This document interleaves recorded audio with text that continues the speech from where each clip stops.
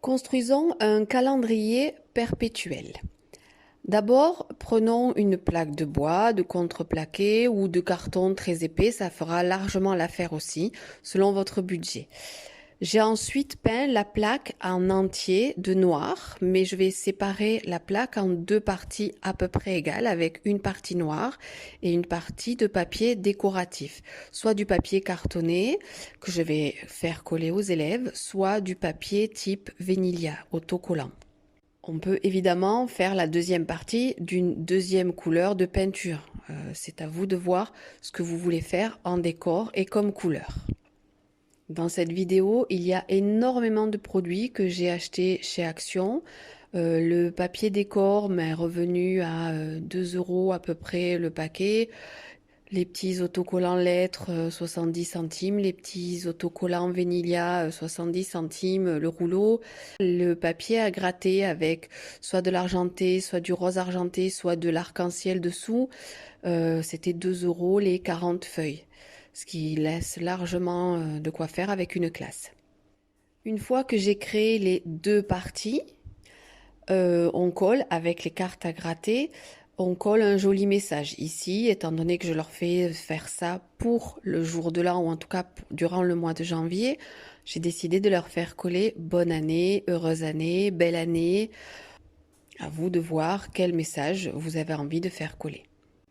Et quel message rentre dans la taille de plaque aussi que vous avez choisi. Donc ce message bonne année que j'ai choisi de faire en carte à gratter, j'ai aussi pris des gabarits de lettres pour que le message soit, on va dire, à peu près plus régulier, plus joli, car je crains que les élèves, j'ai des CP, donc s'ils le font à la main, ça va être un petit peu difficile pour certains et je voudrais qu'ils soient fiers de leur rendu. Donc là, tout le monde aura les mêmes gabarits de lettres et avec un peu d'application, ce sera joli. Je vais faire en sorte qu'ils fassent lettre par lettre, donc je vais découper des petits rectangles. Ils pourront ainsi mélanger les couleurs et si une erreur est faite, ce n'est pas grave, on peut recommencer une lettre. Il ne faut pas à ce moment-là recommencer tout le mot.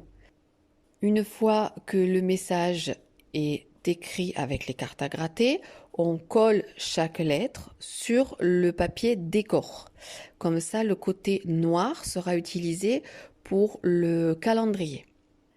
Afin que ça ne s'abîme pas, car effectivement, dès qu'on va toucher la plaque, le papier à gratter, si on le touche, automatiquement, il s'abîme. Je passe donc un vernis vitrificateur, une bombe, sur ce message.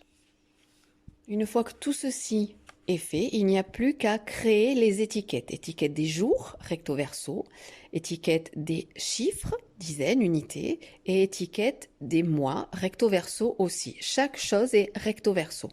Je le fais sur papier blanc, car ça se verra très bien sur le fond noir.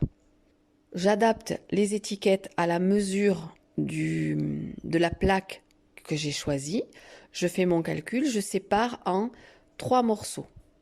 Une pour le jour, une pour la date et une pour le mois. Le morceau pour la date, je le sépare à nouveau en 2 pour que je puisse faire les dizaines et les unités. Ensuite, pour créer ces étiquettes, j'ai choisi des jolies lettres adhésives, des gommettes lettres et des gommettes chiffres. Il faut regarder par rapport au budget. Bref, à vous de voir exactement ce que vous voulez faire, les couleurs et les tailles. Une fois que toutes les étiquettes sont créées, je calcule sur mon cadre à quel endroit exactement je vais positionner les petits clous ou petits pitons que je vais placer pour pouvoir accrocher chaque étiquette.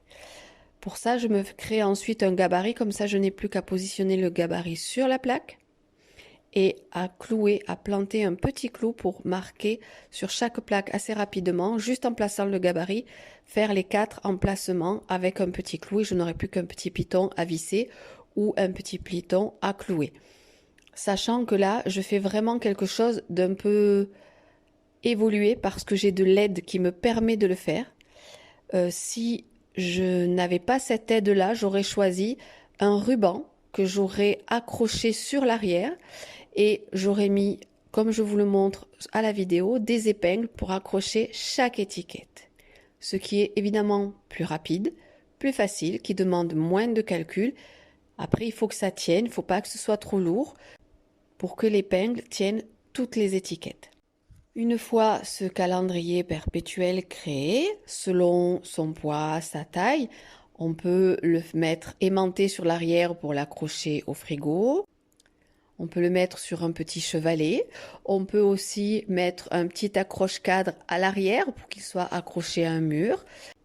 À vous de voir ce qui convient le mieux à votre création, à son poids, à sa taille et surtout aussi à votre budget. J'espère que cette petite idée et cette vidéo vous aura été très utile et vous aura donné d'autres idées pour l'améliorer, le faire à votre façon, à votre goût, à votre budget. Et j'espère que vous prendrez vraiment du plaisir à le faire avec vos élèves.